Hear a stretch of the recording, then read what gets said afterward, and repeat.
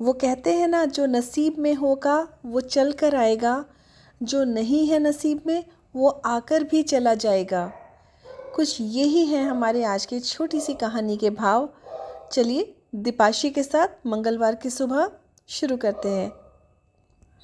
आज की कहानी एक सत्य घटना पर आधारित है। ये एक किसान के बारे में एक कहानी है जो अफ्रीका में रहता था। वो बहुत ज़्यादा दुखी था, अपनी गरीबी से परेशान था। उसे लगता था कि इस ज़िंदगी का कोई मतलब नहीं है और मैं इस खेत में क्या करता रहता हूँ। मैं इस खेत को बेचकर बहुत पैसा कमाना चाहता हूँ, बहुत नाम कमाना चाहता हूँ।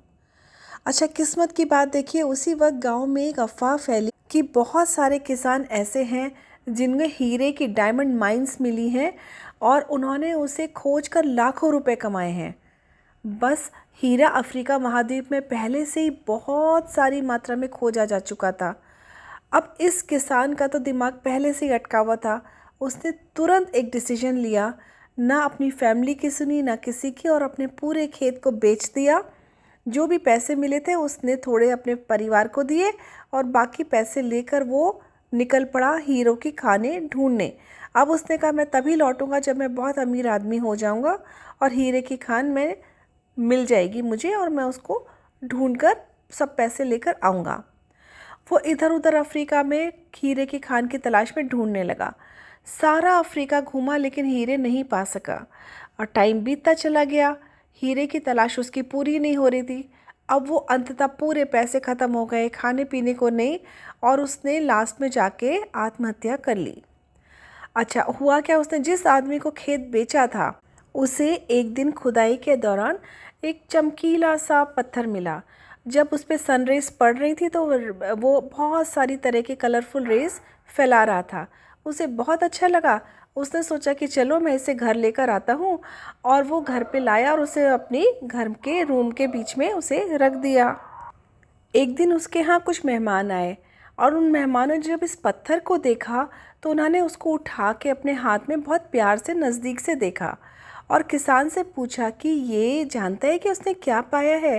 किसान ने कहा, नहीं, मुझे सुंदर लगा, इसमें रेज़ पूरी जब सनरेज़ पड़ती है तो रंग बिरंगी रेज़ निकलती है, मुझे अच्छा लगा तो मैं ले आया। उसने कहा, अरे ये बहुत बड़ा हीरा है। अच्छा, किसान को बिल्कुल विश्वास नहीं हुआ। उसने बोला कि ये खेत तो मैंने जिस आदमी से ख़रीदा है वो इसे बेचकर हीरे को ढूंढने गया है, उसके खेत में हीरा कैसे हो सकता है। फिर उन्होंने जाके उसकी जांच करवाई और पता चला कि ये तो बहुत ही प्रीशियस एक डायमंड का बड़ा सा पीस है। और फिर उसने जब अपने खेत में बाकी जगह उसने खुदाई करी तो बहुत सारे हीरे के पीस उसे मिले।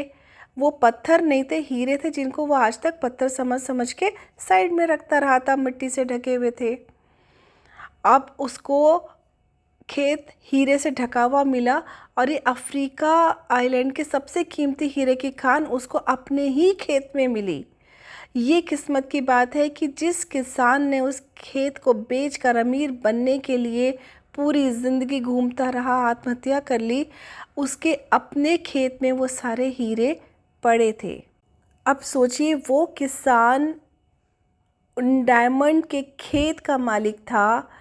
और ये कहानी हमको ये बताती है कि अक्सर हमारे कदमों के नीचे सक्सेस पड़ी होती है। हमें कहीं जाने की ज़रूरत नहीं होती, ज़रूरत है तो उसे पहचानने की। और अगर हम समझदारी से और पेशेंस से जिस काम में हम लगे हुए हैं उसको ही करते रहेंगे तो हम उस सक्सेस को पालेंगे जिसे हम चारों तरफ ढूंढ रहे हैं। आई होप ये कहानी आपको पसंद आई होगी। ये बहुत एक फेमस ऑथर की कहानी है, एकर्स ऑफ डायमंड्स, और आज मैंने आपसे शेयर करी है।